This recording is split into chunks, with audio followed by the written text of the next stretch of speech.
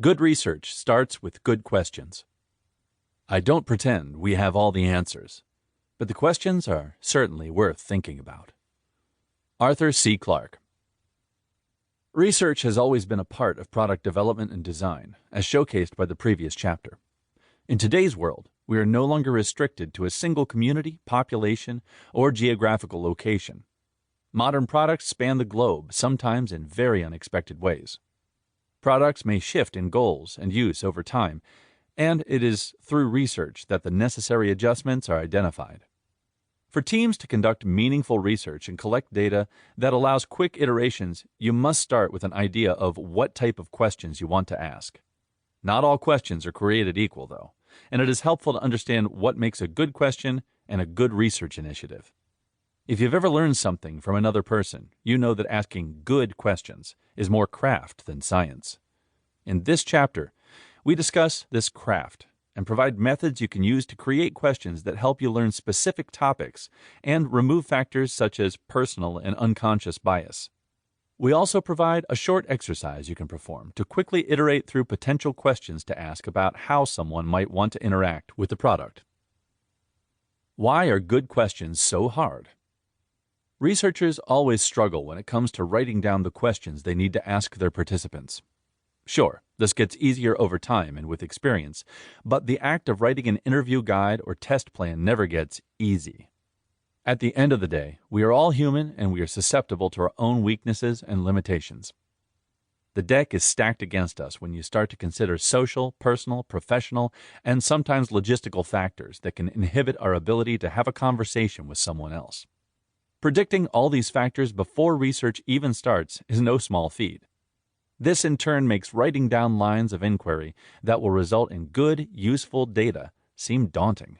But you have to start somewhere and iterate as you learn what questions work and which fall flat. To help you with this, first we need to discuss what role questions fulfill when you're conducting any type of research. The role of questions in research.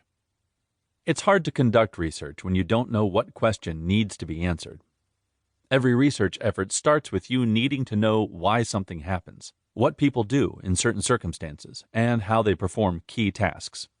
To answer these questions, we must find people to talk to and phrase our questions effectively to get to the heart of the matter. Otherwise, we would be making wild guesses and shooting in the dark. While that's often tempting, this degree of freedom leads to failure, and your product never seeing the light of day. How good questions go wrong. We can't tell you how many times we've written down a question and thought, this is it. This will get us some awesome information from people, only to have it fall flat during a session. This happens to all researchers, and it will happen to you. And that's okay. Bad questions can be mitigated through the planning phase if you know what makes a question go bad. The following factors can lead to misinformed or poor research results. Leading questions. It's easy to get caught up in the excitement of research. This can trick you into asking questions that give participants a clue or directly point them to the type of answer you're looking for. These are called leading questions, and they can hinder your research session and the data collected. An example of a leading question would be asking, how do you use Outlook to communicate your work status? A better alternative would be, how do you communicate your work status? The second question allows more responses than leading the participant to describe a specific use of email.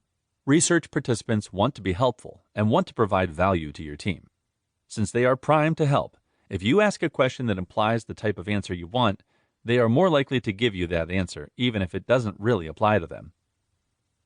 Shallow questions. One golden rule of research is never ask yes or no questions. When creating questions for an upcoming research effort, you will find avoiding these questions is hard. Yes-no questions are harmful because they give participants an easy out. The question, do you use Yammer for team discussions, can quickly be answered and dismissed. Participants don't have to think deeply to respond, and they are giving you confirmation that may or may not be useful. A better question is, how do you communicate with your team throughout the day?